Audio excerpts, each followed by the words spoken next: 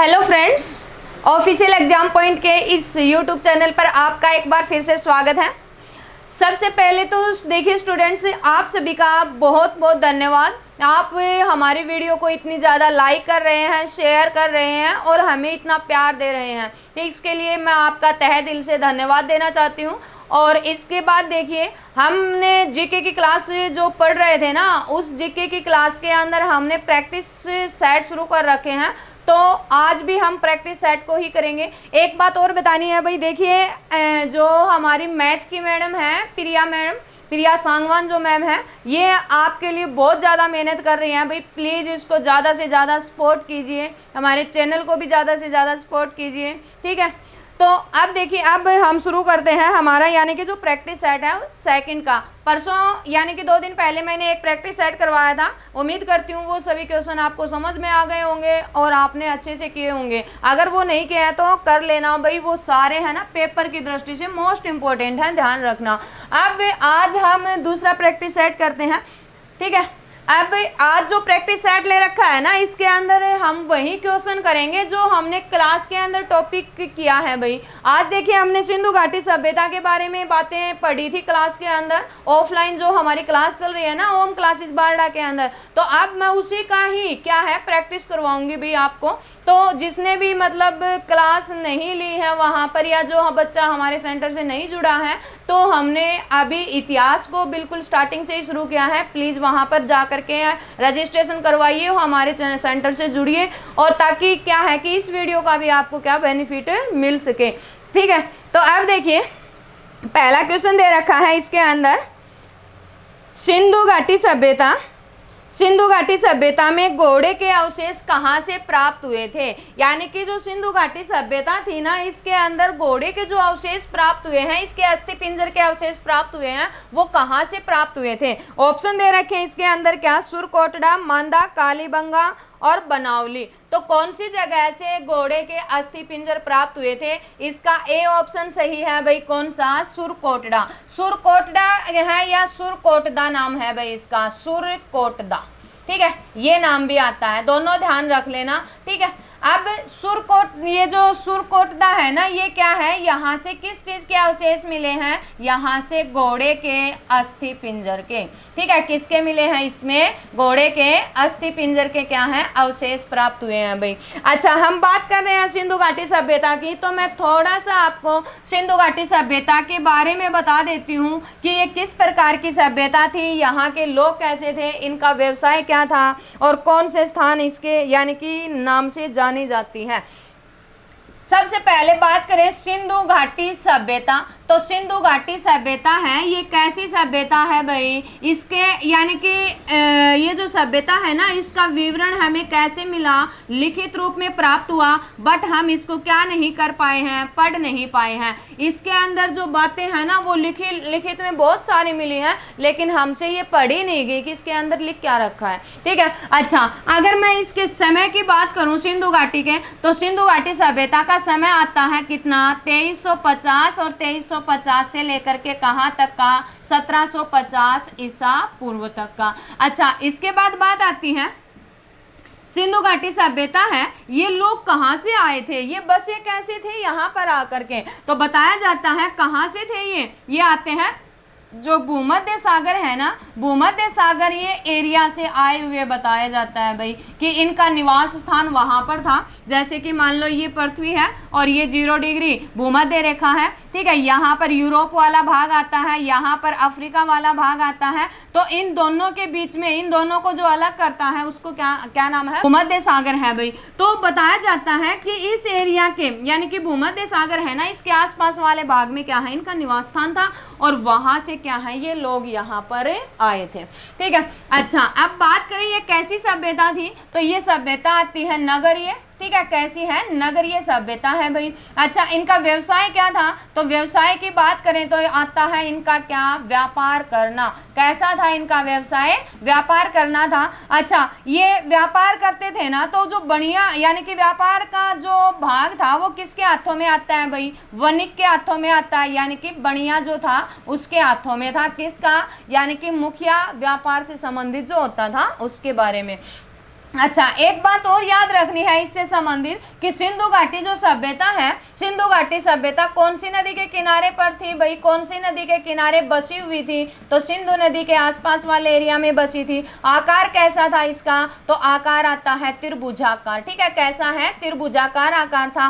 कहां से कहां तक ये फैली हुई थी, तो इसका ज्यादा भाग आता है पाकिस्तान और कहां पर, भारत के अंदर, इन दो में। और भारत में अगर बात करें तो भारत में भी ये कहां तक, उत्तर भारत तक ही क्या थी, ये सीमित थी। ठीक है, अगर बात करें इसकी, यानी कि इसका आकार इस तरह से था ना, तो यहाँ कौन सा स्थान था, ये आता है जम्मू कश्मीर के अंदर, कौन सा, मांदा स्थान। ये स्थान की बात करें तो ये आता है कौन सा, यूपी के अंदर, और यूपी में कौन सा, आलमगीरपुर। ठीक है, कौन सा है, आलमगीरपुर। इस स्थान की बात करें तो ये आता है कहां पर, पाकिस्तान के अंदर, और पाकिस्तान में कौन सा है, सुत कांगेडोर। कौन सा आता है, सुत कांगेडोर है भाई। इसके बाद इस स्थान की बात करें तो ये स्थान आता है कहां पर, महाराष्ट्र के अंदर, और महाराष्ट्र में कौन सा है, दैमाबाद। कौन सा स्थान आता है, ये दैमाबाद या दाइमाबाद वाला स्थान आता है। तो इस तरह से क्या है, ये सिंधु घाटी सभ्यता यहाँ पर फैली हुई थी। अच्छा, हर जगह से क्या है कि अवशेष प्राप्त हुए हैं, तो जो घोड़े के अस्थि पिंजर के अवशेष प्राप्त हुए हैं ना, एक तो कौन सा, सुतकोटदा से प्राप्त हुए हैं, और दूसरा स्थान आता है कौन सा, लोथल। लोथल से भी क्या है भाई, घोड़े के अस्थि पिंजर के अवशेष प्राप्त हुए हैं। तो इसका कौन सा, ए ऑप्शन है सही है भाई। ये टॉपिक हमने क्लास के ऑफलाइन जो क्लासेस चलती है ना, उसके अंदर हमने अच्छे से कंप्लीट कर लिया है। सभी इनके आंसर देना भाई यहाँ पर। ठीक है, अगला देखो, निम्नलिखित में से किस पदार्थ का प्रयोग सिंधु घाटी सभ्यता काल की मुद्राओं के निर्माण में लिया गया था। यानी कि सिंधु घाटी सभ्यता के अंदर जो मुद्रा थी ना, उस मुद्रा के अंदर कौन से यानी कि पदार्थ का प्रयोग किया गया था, ये पूछ रखा है इसके अंदर। ऑप्शन दे रखे हैं, सैलखड़ी, तांबा, कांसा और कौन सा, जस्ता। तो इसमें यानी कि जो मुद्रा का प्रयोग किया गया है, उसमें जो पदार्थ लिया गया है वो कौन सा लिया है, सैलखड़ी को लिया है भाई। ठीक है, किसको लिया गया था, सैलखड़ी को। लेकिन सबसे ज्यादा प्रयोग में लाई जाने वाली धातु कौन सी थी, कांस्य थी। और कांस्य धातु होने के कारण से इसका नाम क्या रखा गया था, कांस्य युगीन सभ्यता। ठीक है, किसके नाम से जानी गई थी, ये कांस्य युगीन सभ्यता के नाम से जानी गई थी। अच्छा, बात करें कि कौन कौन सी धातुओं से ये परिचित थे भाई, तो ये आते हैं, एक तो कांस्य से परिचित थे, ठीक है, और दूसरा किससे परिचित आते हैं, ये चांदी से परिचित थे, और किससे है, ये सोना से भी, और इसके अलावा कौन सा, तांबा, और फिर कौन सा आता है, टिन, और एक सैलखड़ी से भी क्या है, ये परिचित थे। सैलखड़ी के अंदर तो इनकी क्या आती है, यानी कि जो मुद्राएं थी वो बनी हुई थी किस पदार्थ से, सैलखड़ी से ही। अच्छा, अब बात करें तो कौन सी धातु से ये अपरिचित थे, कौन सी धातु को ये नहीं जानते थे। लोहा भी कोई धातु होती है, इस बारे में इनको बिल्कुल भी नहीं पता था। ठीक है, किसके बारे में नहीं जानते थे, ये लोहे के बारे में बिल्कुल भी नहीं जानते थे भाई। देखिए स्टूडेंट्स, क्लास हमारी चल रही है, तो प्लीज एक बार सभी के सभी है ना, क्या क्लास को शेयर कर दो और लाइक कर दो, ज्यादा से ज्यादा शेयर करो भी। मुझे या हमारे इस चैनल को है ना, आपके सपोर्ट की बहुत ज़्यादा ज़रूरत है। हम बहुत नज़दीक आए हुए हैं, ठीक है, तो इसलिए प्लीज़ ज़्यादा से ज़्यादा क्लास को शेयर करो। और जिसने भी चैनल सब्सक्राइब नहीं कर रखा है, प्लीज़ चैनल सब्सक्राइब कर लीजिए भाई। ठीक है, रिक्वेस्ट है आपसे, प्लीज़ चैनल को ज़्यादा से ज़्यादा सब्सक्राइब कीजिए और लाइक कीजिए। ठीक है, नेक्स्ट क्वेश्चन देखिए, हड़प्पा सभ्यता किस युग की थी। हड़प्पा सभ्यता है, ये कौन से युग की सभ्यता आती है। ऑप्शन दे रखे हैं, कांस्य युग, नवपाषाण युग, लोहा युग या पूरा पाषाण युग। तो हड़प्पा सभ्यता अभी मैंने बताया है पिछले क्वेश्चन के अंदर, किस प्रकार की सभ्यता है भाई, ये कांस्य युगीन सभ्यता है। ठीक है, कैसी है ये, कांस्य युगीन सभ्यता। तो कौन से युग की सभ्यता आती है, कांस्य युग की। अच्छा, नवपाषाण काल, पूरा पाषाण काल कहाँ के आते हैं, तो ये है प्राग ऐतिहासिक काल। ठीक है, कौन सा काल आता है, प्राग ऐतिहासिक काल आता है भाई। इस टाइम पर यानी कि पाषाण काल था, और यहाँ पर ये जो लोग थे ना, किस प्रकार के मतलब औजार या जो भी वस्तु वगैरह थी वो अपना प्रयोग में लेते थे, तो वो सारी पत्थर से बनी हुई प्रयोग में लेते थे। तो पूरा पाषाण काल की बात आ जाए या फिर किसकी नव पाषाण काल की बात आ जाए या फिर किसकी मध्य पाषाण काल की बात आ जाए, तो ये सारे आते हैं कौन से काल में, प्राग ऐतिहासिक काल के अंदर या पाषाण काल के अंदर। ठीक है, तो ये ध्यान रख लेना। यहाँ पर ये भी क्वेश्चन बन सकता है, नव पाषाण काल में किस चीज का आविष्कार हुआ था। काफी बार पेपर में आता है पहिए का आविष्कार कौन से काल में हुआ था, तो पहिया हुआ था कौन सा, नव पाषाण काल के अंदर। क्वेश्चन आ जाए कि अग्नि का आविष्कार है, अग्नि का आविष्कार कौन से काल में हुआ था, तो ये हुआ था मध्य पाषाण काल के अंदर। कौन सा काल आता है, मध्य पाषाण काल। तो ये भी क्वेश्चन यहाँ से क्या है, बन सकते हैं भाई। तो पूरा पाषाण काल और नव पाषाण काल दोनों संबंधित किससे आते हैं, ये दोनों आते हैं पाषाण काल या प्राग ऐतिहासिक काल से। तो ये हड़प्पा सभ्यता कैसी सभ्यता आती है, तो हड़प्पा सभ्यता है कांस्य युगीन सभ्यता। इसका ए ऑप्शन क्या है, सही है। नेक्स्ट क्वेश्चन देखो, हड़प्पा सभ्यता का उत्खनन किया गया था, किसके द्वारा उत्खनन किया गया था भाई हड़प्पा सभ्यता का, तो ऑप्शन दे रखे हैं John Marshall, Cunningham, Dayaram Sahni और जॉन मेसन। ठीक है, किसने इसका यानी कि हड़प्पा सभ्यता का उत्खनन किया था, तो इसका राइट आंसर है कौन सा, ये सी इसका सही आंसर है भाई, क्या, दयाराम साहनी। दयाराम साहनी ने क्या की थी, खोज की थी। ठीक है, दयाराम साहनी इसके द्वारा खोज की गई है। कब की थी इसने खोज भाई, तो इसने खोज की थी 1921 ईस्वी के अंदर। कौन से स्थान को इसने खोजा था, तो स्थान खोजा था हड़प्पा।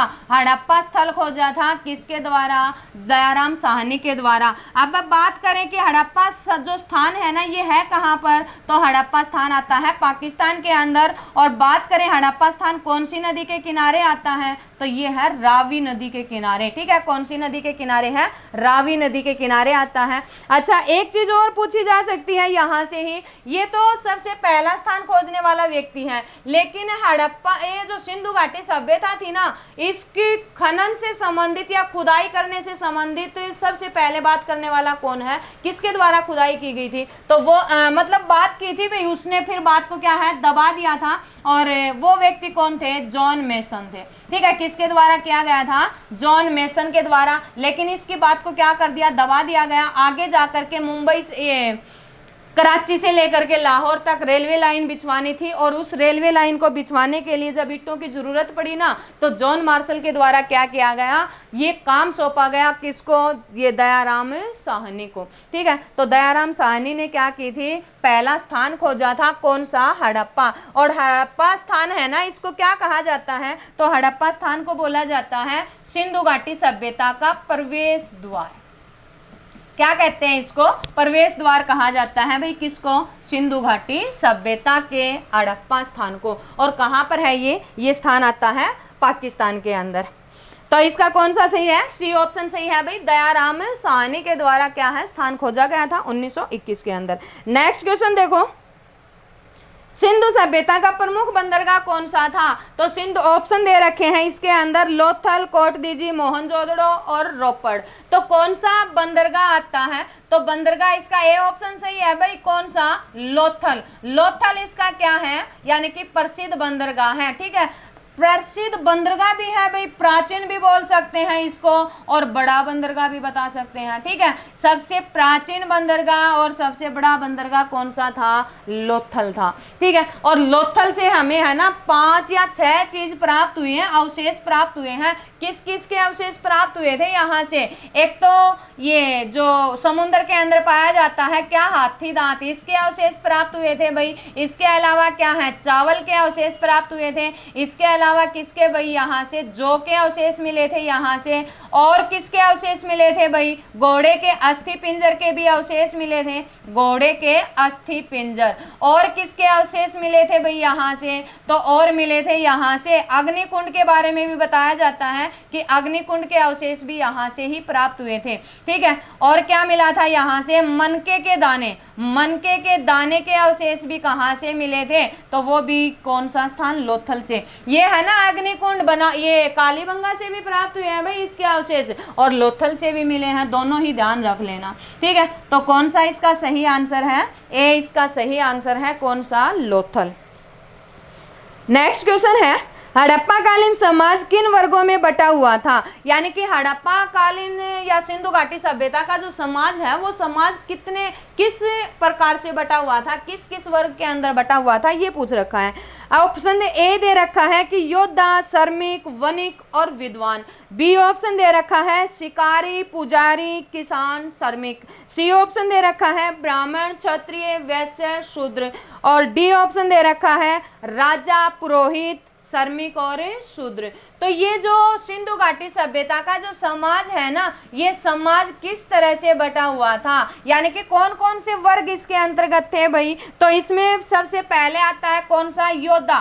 ठीक है, योद्धा भी थे इसके अंदर, सैनिक भी आते हैं भाई इसके अंदर, और इसके अलावा कौन सा, वणिक, यानी कि बनिए वाली बात भी आती है इसके अंदर, और लास्ट आता है कौन सा, विद्वान। तो ये सारे क्या है, इस तरह से क्या है, ये समाज बटा हुआ था कौन सा, सिंधु घाटी सभ्यता का। तो योद्धा, सैनिक, वणिक और विद्वान, ये सारे वर्ग थे किस में, सिंधु घाटी सभ्यता के अंदर। तो कौन सा इसका ए ऑप्शन सही है, कौन सा आ जाएगा, योद्धा, श्रमिक और वणिक और विद्वान। ठीक है, नेक्स्ट क्वेश्चन देखिए, निम्नलिखित में से कौन सा लक्षण सिंधु सभ्यता के लोगों का सही चित्रण करता है, यानी कि सिंधु घाटी सभ्यता के जो लोग थे ना उनमें ये जो ऑप्शन दे रखे हैं इनमें से कौन सा लक्षण सही बात बता रहा है सिंधु घाटी सभ्यता से संबंधित भाई। पहला ऑप्शन दे दिया इसने, उनके विशाल महल और मंदिर होते थे। क्या थे, क्या उनके विशाल महल और मंदिर, मंदिरों की तो बातें ही नहीं आती भाई वहां पर। दूसरा दे रखा है इसके अंदर, वे देवी देवताओं दोनों की पूजा करते थे। सी ऑप्शन दे रखा है इसमें क्या, वे युद्ध में घोड़े द्वारा खींचे जाने वाले रथों का प्रयोग करते थे। और फिर लास्ट दे रखा है इसके अंदर कौन सा, यानी कि ये तीन दे रखे हैं, इनमें से बताना है कौन सा सही है। तो ऑप्शन ए दे रखा है केवल ए सही है, बी ऑप्शन दे रखा है केवल बी सही है, और सी ऑप्शन में दे रखे हैं ए, बी, सी सही है, और डी दे रखा है इनमें से कोई नहीं। तो इसका क्या है भाई, देखिए, यानी कि उनके विशाल महल और मंदिर होते थे। ये मंदिरों के बारे में तो है ना, इसमें कहीं पर भी जिक्र नहीं मिला भाई कि यहाँ पर इसके मंदिर के अवशेष वगैरह भी प्राप्त हुए हैं, तो ऐसा तो कोई बात है ही नहीं इसके अंदर। अच्छा, दूसरा इसमें देखो, देवी देवताओं की दोनों की क्या करते थे, ये पूजा करते थे भाई। ठीक है, देवी और देवता दोनों की क्या है, यहाँ पर पूजा की जाती थी। बिल्कुल सही बात है भाई, मातृ देवी की भी पूजा करते थे, ये भगवान शिव की भी पूजा करते थे। वैसे तो पशुओं की भी क्या है, यहाँ पर पूजा की जाती थी। ठीक है, तो ये बिल्कुल सही है बात। वे युद्ध में घोड़ों द्वारा खींचे जाने वाले रथों का प्रयोग करते थे, नहीं भाई। ठीक है, तो इसका कौन सा हो जाएगा, बी ऑप्शन सही है, केवल बी। ठीक है, केवल बी क्या है इसका सही आंसर है। नेक्स्ट क्वेश्चन देखो, सिंध का नखलिस्तान यानी कि बाग हड़प्पा सभ्यता के किस स्थान को कहा जाता है। तो यानी कि हड़प्पा सभ्यता का बाग या नखलिस्तान के नाम से जो जाना जाता है वो कौन सा स्थान जाना जाता है। ऑप्शन दे रखे हैं मोहनजोदड़ो, रोपड़, हड़प्पा और कौन सा, लोथल। तो इसका ए ऑप्शन सही है भाई, कौन सा, मोहनजोदड़ो। ठीक है, मोहनजोदड़ो को क्या कहा जाता है, नखलिस्तान या फिर बाग के नाम से जाना जाता है। क्यों, क्योंकि यहाँ पर है ना विशाल अनानागार और सनानागार थे, और यहाँ के जो भवन या नग जो थे ना वो इतने सुंदर थे, और चारों तरफ से मतलब किलों से क्या है गिरे हुए थे। इस कारण से इसको क्या कहा जाता है, नखलिस्तान कहा जाता है। किसको, मोहनजोदड़ो को। तो इसका ए सही है भाई। नेक्स्ट क्वेश्चन है, हड़प्पा सभ्यता में हल से जुते हुए खेत के अवशेष किस स्थान से प्राप्त हुए हैं। तो ए ऑप्शन दे रखा है कालीबंगा, बी ऑप्शन दे रखा है बनावली, सी ऑप्शन दे रखा है लोथल, और डी दे रखा है मोहनजोदड़ो। तो हल से जुते हुए खेत के निशान, खेत के निशानों की बात हो रही है, खेत के निशान। ठीक है, और खेत के निशान कहाँ से मिले थे, एक तो खेत के निशान मिले थे यहाँ से, और एक मिला था अग्निकुंड भी भाई, अग्निकुंड भी प्राप्त हुआ था, और खेत के निशान ये दोनों कहाँ से, राजस्थान के अंदर से प्राप्त हुए हैं। और राजस्थान में कहाँ, कालीबंगन। और कालीबंगन इसका नाम क्यों रखा गया था, क्योंकि यहाँ से काले रंग की चूड़ियां भी मिली थी। ठीक है, क्या मिली थी, काले रंग की चूड़ी। इस कारण से भी क्या है इसको कालीबंगन है कहाँ पर, ये राजस्थान के अंदर। अब बात आ जाए, ये तो हल से जुते हुए, ठीक है, हल से जुते हुए खेत के निशानों की बात हो रही है। क्वेश्चन आ जाए कि हल के अवशेष कहाँ से मिले थे, तो हल के अवशेष मिले हैं हरियाणा के अंदर, और हरियाणा में कहाँ, बनावली से। ठीक है, कहाँ से मिले थे, बनावली से मिले थे। बनावली से और क्या मिला था भाई, बनावली से मृत बांड भी मिले थे, यानी कि मिट्टी के बर्तन।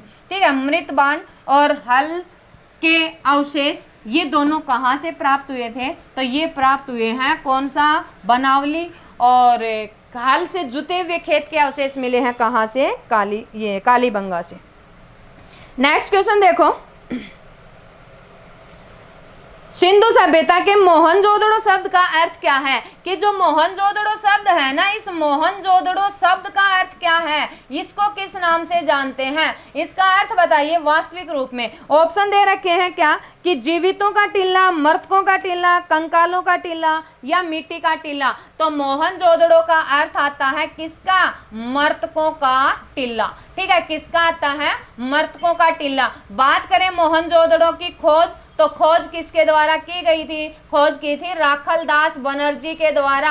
और राखलदास बनर्जी ने कब की थी इसकी खोज, तो राखलदास बनर्जी के द्वारा खोज की थी 1922 के अंदर। बात करें कौन सी नदी के किनारे आता है, तो ये आता है सिंधु नदी के किनारे। ठीक है, कौन सी नदी, सिंधु नदी। बात करें ये किस राज्य के, ये कौन से देश के अंदर है, तो देश आता है कौन सा, पाकिस्तान। पाकिस्तान के अंदर क्या है, ये स्थान आता है भाई। और यहाँ पर वृहद अनानागार और क्या मिले थे, स्नानागार भी प्राप्त हुए थे। ठीक है, और कांस्य की या फिर नर्तकी की मूर्तियां भी मिली थी यहीं से ही, कौन से स्थान से, मोहनजोदड़ो से। नेक्स्ट क्वेश्चन है, सिंधु घाटी सभ्यता जानी जाती है, क्यों जानी जाती है, किसके लिए जानी जाती है। ऑप्शन दे रखे हैं अपने नगर नियोजन के लिए, बी ऑप्शन दे रखा है मोहनजोदड़ो और हड़प्पा के लिए, सी ऑप्शन दे रखा है अपने कृषि कार्यों के लिए, और लास्ट दे रखा है उद्योगों के लिए। तो ये वैसे तो बातें सारी सही हैं इसके अंदर, क्योंकि इसमें व्यवसाय, कृषि भी था भाई, उद्योग भी थे। ठीक है, यानी कि व्यापार वगैरह किया जाता था, और ये दोनों स्थान भी थे यहाँ पर, और नगर नियोजन भी था। लेकिन इन चारों में से बेस्ट कौन सा है, तो चारों में बेस्ट आता है ए ऑप्शन। सबसे ज्यादा प्रसिद्ध है ये किसके लिए, नगरों के लिए। इनकी बनावट और आकार के कारण से क्या है, ये सबसे ज्यादा प्रसिद्ध हुई थी। तो नगर नियोजन के लिए क्या है, ये जानी जाती है भाई। इसी कारण से इसको क्या कहा जाता है, नगरीय सभ्यता बोला जाता है। ठीक है, क्या कहते हैं इसको, नगरीय सभ्यता कहते हैं। नेक्स्ट क्वेश्चन है, प्रायद्वीपों का, प्रायद्वीप किस महाद्वीप को कहा जाता है। ऑप्शन दे रखे हैं इसके अंदर, यूरोप महाद्वीप, अफ्रीका महाद्वीप, ऑस्ट्रेलिया महाद्वीप या उत्तरी अमेरिका महाद्वीप। तो ए इसका सही आंसर है भाई, किसको, यूरोप महाद्वीप को। यूरोप महाद्वीप को क्या कहते हैं, प्रायद्वीपों का प्रायद्वीप कहा जाता है। क्यों कहा जाता है इसको, क्योंकि ये तीन तरफ से क्या है, जल से घिरा हुआ है, इस कारण से। ठीक है, और सबसे ज्यादा प्रायद्वीप भी कौन से महाद्वीप में मिलते हैं, यूरोप में ही मिलते हैं भाई। ठीक है, कौन से महाद्वीप में, यूरोप महाद्वीप के अंदर ही मिलते हैं। नेक्स्ट क्वेश्चन है, भूपरपट्टी के क्रोड में किसकी मात्रा सबसे ज्यादा पाई जाती है। तो ऑप्शन दे रखे हैं क्या, निकेल, लोहा, सिलिका और एल्यूमिनियम। तो इसका कौन सा, बी ऑप्शन सही है भाई। करोड़ वाले एरिया में सबसे ज्यादा मात्रा मिलती है किसकी, लोहे की मिलती है। ये है भूपरपट, ये यानी कि पृथ्वी की आंतरिक संरचना, जिसको हमने तीन भागों में बांट दिया। जो पहला भाग आता है, ये भाग क्या कहलाता है, इसको बोला जाता है भूपरपट्टी। दूसरा जो भाग आता है, इसको बोला जाता है मेटल। और तीसरा जो भाग आता है, इसको बोला जाता है क्रोड। ठीक है, क्या कहते हैं, क्रोड कहा जाता है। अब बात करें कि क्रोड वाला जो एरिया है, इसमें किस किस की मात्रा मिलती है, तो इसमें मिलती है किसके, निकिल की, और दूसरा क्या है, लोहे की। लेकिन बात आ जाए सबसे ज्यादा मात्रा किसकी मिलती है, तो सबसे ज्यादा मात्रा मिलती है लोहे की। और सबसे ज्यादा घनत्व भी किसका है, तो इसी का ही आता है। और कितना आता है, 11 से 13 ग्राम घन सेंटीमीटर। ठीक है, कितना है, 11 से 13 ग्राम घन सेंटीमीटर। अगर बात करें भूपरपट्टी में सबसे ज्यादा मात्रा किसकी मिलती है, तो भूपरपट्टी के अंदर बात आती है किसकी, इसमें एल्यूमिनियम भी आता है भाई। ठीक है ना। और क्या मिलता है, ऊपर पट्टी को दो भागों में बांटते हैं ना, एक तो कौन सा, सिलिका, और ये सिलिका नहीं, सियाल, और दूसरा कौन सा, सीमा। अगर इन दोनों के अंदर बात करें ना तो इन दोनों में सिलिका की मात्रा क्या है, ज्यादा मिलती है। तो ये ध्यान रख लेना, क्रोड वाले एरिया में सबसे ज्यादा किसकी मात्रा पाई जाती है, तो क्रोड में मिलती है सबसे ज्यादा लोहे की, ठीक है। और सबसे ज्यादा गंतव्य भी किसका है, इसी का ही। और सबसे कम गंतव्य आता है किसका, ऊपर पट्टी का। नेक्स्ट क्वेश्चन है, अष्टमुदी झील किस राज्य के अंदर है। ऑप्शन दे रखे हैं, केरल है, पश्चिम बंगाल, राजस्थान और कौन सा, उत्तराखंड, ठीक है। इसका कौन सा, ए ऑप्शन सही है भाई। कौन, कहां पर, केरल के अंदर है। अष्टमुदी झील आ जाए, ठीक है, अष्टमुदी, और दूसरी झील आ जाए कौन सी, पेरियार, और तीसरी झील आ जाए यहाँ पर कौन सी, बेमनाद, ठीक है। कौन सी है, बेमनाद। ये तीनों झील है ना, ये तीनों झील कहाँ की प्रसिद्ध हैं, तो तीनों झील आती हैं केरल की। और वैसे भी बताई जाती हैं, ये तीनों झील है ना, इन तीनों में से ये दो तो कैसी हैं, ये दोनों लेगून मानी जाती हैं, ठीक है। कैसी मानी जाती हैं, लेगून झील मानी जाती हैं। और एक बात और वो करें, यानी कि कई राज्यों के अंदर काफ़ी झीलें हैं भाई। जैसे कि बात आ जाए, यानी कि ताल वाली जो झील है वो सारी झील कहाँ पर हैं, जैसे कि नौकुचिया ताल है, या फिर ये देवताल है, ठीक है, देवताल झील है, या फिर नौकुचिया ताल झील है, नौकुचिया ताल झील है, या फिर आ जाए नैनीताल झील है। तो ये सारी झील है ना, ये सारी झील आती हैं कहाँ पर, तो एक और आती है यहाँ पर कौन सी, रूपकुंड झील है। तो ये सारी कहाँ पर आती हैं, ये आती हैं उत्तराखंड के अंदर। अगर बात करें कौन सी, यानी कि जो नाग शब्द वाली है भाई, जैसे कि शेष नाग है, ठीक है, या फिर आ जाए वैरी नाग झील है, ये सारी झील कहाँ पर आती हैं, या फिर आ जाए गोपनाग है, अनंतनाग है, ठीक है, ये सारी झील आती हैं कहाँ पर, जम्मू कश्मीर के अंदर। अगर बात करें किसकी, यानी कि जैसे राजस्थान के अंदर भी काफ़ी झीलें आती हैं भाई, जैसे डीडवाना झील है, डीडवाना झील कहाँ पर है, राजस्थान के अंदर है। पुष्कर झील कहाँ पर है, राजस्थान के अंदर है। या फिर जयसमंद झील है, ये कहाँ पर है, राजस्थान के अंदर है। राजसमंद झील है, ये भी कहाँ पर है, राजस्थान के अंदर ही है। या फिर बात करें सांबर झील है, ये भी कहाँ पर है, राजस्थान के अंदर ही है। लूणकरणसर झील है, ये भी कहाँ पर है, राजस्थान में। तो बहुत सारी झील है राजस्थान के अंदर ही। लेकिन एक झील आती है, काफी बार पेपर में पूछी जाती है, कि लोकटक झील है। लोकटक झील कहाँ पर है, तो लोकटक झील आती है कौन से में, मणिपुर के अंदर, ठीक है। कहाँ है, मणिपुर के अंदर है भाई। और मणिपुर में इसके ऊपर क्या है, इसके ऊपर तैरता हुआ, और तैरता हुआ कैसा,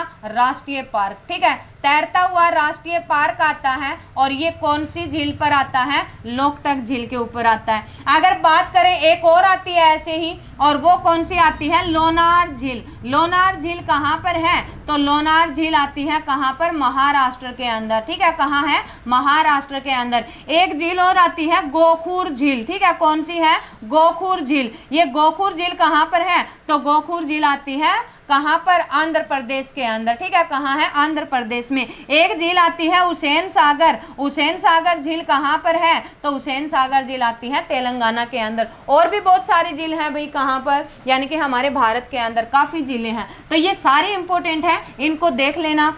नेक्स्ट क्वेश्चन है, चेरी ब्लॉसम हवा भारत के किस राज्य में बहती है। ऑप्शन दे रखा है, कर्नाटक, केरल, पश्चिम बंगाल और असम। यानी कि जो ये जो प्री मानसून होता है ना, मानसून से पहले जो मानसून आता है, जिसको प्री मानसून कहा जाता है। और इस प्री मानसून के टाइम पर क्या है, जो आर्द्र हवाएं चलती है ना, उन आर्द्र हवाओं को अलग अलग स्थान पर अलग अलग नाम से जाना जाता है भाई। ये इस कारण से क्या है, इनके नाम निर्धारित कर रखे हैं। तो चेरी ब्लॉसम की बात आती है, चेरी ब्लॉसम कहाँ पर बोली जाती है, तो चेरी ब्लॉसम बोली जाती है कर्नाटक के अंदर। तो कौन सा सही है, ए ऑप्शन इसका सही है भाई। और चेरी ब्लॉसम किसके लिए, इसको आम्र वर्षा भी कहते हैं भाई, ठीक है। आम्र वर्षा के नाम से भी जानी जाती है। क्यों, क्योंकि ये आम पकाने में क्या होती है, सहायक होती है। इसी तरह से है ना, एक पूछी जाती है कौन सी, काल बैसाखी, काल बैसाखी कहाँ पर बोला जाता है? तो काल बैसाखी बोली जाती है पश्चिम बंगाल के अंदर। इसी टाइम पर ही काल बैसाखी कहाँ कहते हैं? आर्द्र हवा को पश्चिम बंगाल में। और उत्तर भारत में जो हवा चलती है उसको क्या कहा जाता है? लू के नाम से जानी जाती है। तो ये क्वेश्चन थे भाई प्रैक्टिस के लिए, ठीक है। ये सारे है ना, मैंने ये टॉपिक आज क्लास के अंदर कंप्लीट करवा दिया है। कल मैं क्लास में वैदिक सभ्यता को कंप्लीट करवाऊंगी और उसके यहाँ पर क्वेश्चन प्रैक्टिस के लिए लेके आऊंगी, ताकि तुम्हारे साथ साथ में प्रैक्टिस भी हो जाए, आपको पता चले कि आपको कितना समझ में आया और आपको कितना याद हुआ है, ठीक है। आप अपने आप को यहाँ पर क्या है, यानी कि अपना मूल्यांकन कर सकते हैं इस प्रैक्टिस सेट के माध्यम से। तो वीडियो अच्छी लगे तो ज़्यादा से ज़्यादा शेयर कीजिए, और जिसने भी चैनल सब्सक्राइब नहीं कर रखा है प्लीज़ चैनल सब्सक्राइब कीजिए, हमें ज़्यादा से ज़्यादा सपोर्ट कीजिए और वीडियो को ज़्यादा से ज़्यादा शेयर कीजिए भाई, ठीक है। और हमारे कोचिंग सेंटर से भी जुड़िए जल्दी से, जिसने भी मतलब नहीं देखा है या रजिस्ट्रेशन नहीं करवाया है, जल्दी से हमारे सेंटर के अंदर जाइए और रजिस्ट्रेशन करवाइए, ठीक है। तो ये थी हमारी क्लास। Thank you.